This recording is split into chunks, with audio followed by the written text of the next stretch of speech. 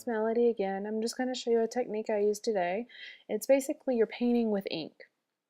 This is the final card, but I'm going to show you how I actually do it. So I'm just going to start with some white cardstock here. I'm using 110 pound, but I would suggest you use watercolor paper. It's going to be the best thing.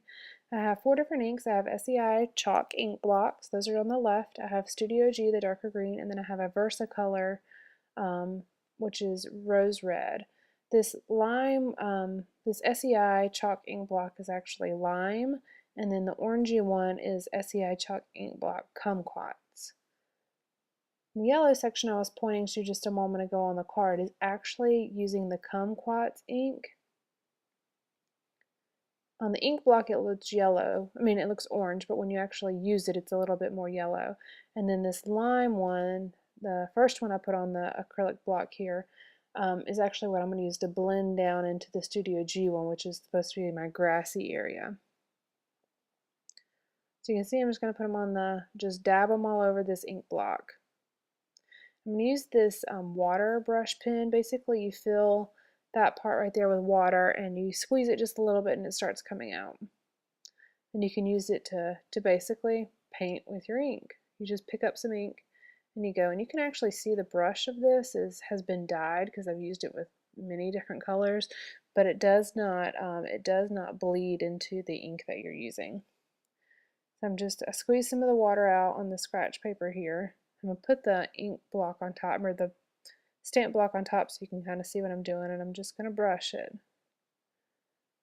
I'm using different strokes. I'm doing a little bit more circular motions here, and then I'm mixing in some up and down harsh movements to give it a little bit more texture, I guess. I was going to speed this up, but I'm actually going to leave it regular speed here. The actual video here is about 7.5 minutes long, so you feel free to speed up if you want, but I wanted to be able to show the technique I'm using. I'm just consistently going back and forth, and you can see I vary my strokes a little bit. And then I just keep adding the next row. I don't try to color one big space at a time. I use small areas. And it doesn't use a whole heck of a lot of ink. You just keep using the same thing. I actually like these SEI ink blocks the best. They had the best color. They didn't fade out. They faded out a little bit because you're mixing it with water, but honestly, it really gave it some great color.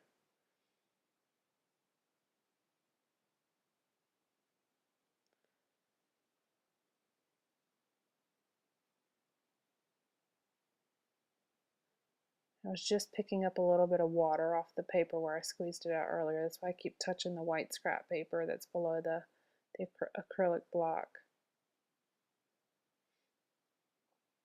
And you can definitely dab more on from your ink pad if you want to. I'm starting to use up all the excess ink here, but I still have some.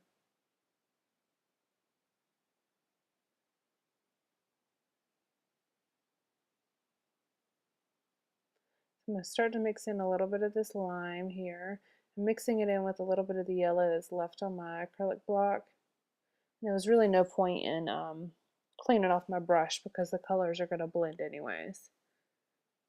I'm just lightly blending the two together, and then I'm going to bring in the darker Studio G here in just a moment.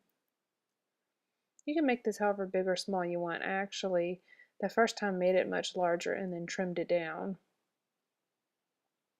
to fit what I was going to use it for. This is a great way to do a background. I liked it because I chose these colors because they reminded me a little bit of a sunset or possibly a sunrise, depending on how you're looking at it.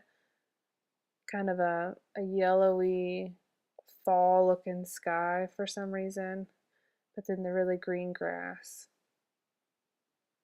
I'm just filling in a little bit of the sides to kind of make sure there's not any white space. I don't mind there being a whole bunch of different color, but I didn't want there to be a ton of white space either.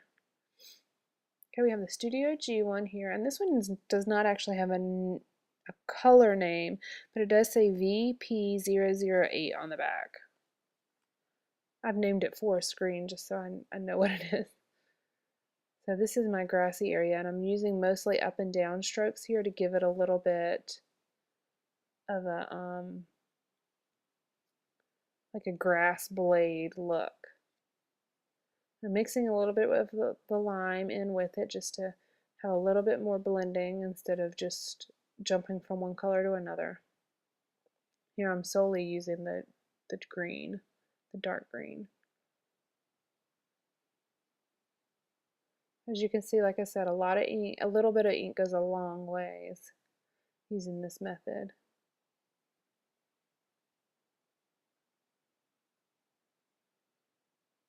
Just filling in some areas and just work with it. Just start something small and keep going until you feel like you have enough color and texture. Okay, I'm just squeezing some of the water out, cleaning off my brush a little bit.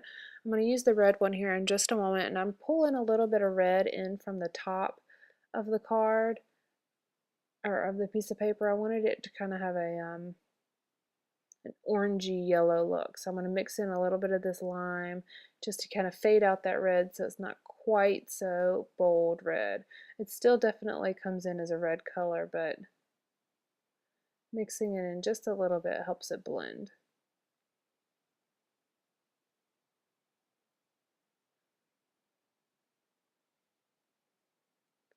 When you look at it on here, it looks very harsh, the red against the yellow color. I'm trying to blend it just a little bit more here. But you'll see what I do in just a moment. I'm going to show you how I trimmed my card down to have a little bit less of the red at the top. But all right, so there you go. And you can actually use a heat gun if you want to speed up the drying process.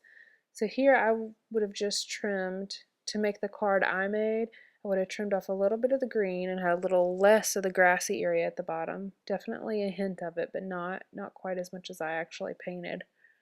And then I'd also take a little bit of the red off to have a little bit more faded, less of the red. And you can see as it dried, the red even faded out even more, and you can also see the green faded out a little bit too. The yellow stayed pretty much the same, but the green and the red faded just a little bit out as it dried. And I'll just put my little bird on the card as the background. You can see how my paper is warping. That's because it's not watercolor paper, it's just regular paper. All right, there you go. Thank you.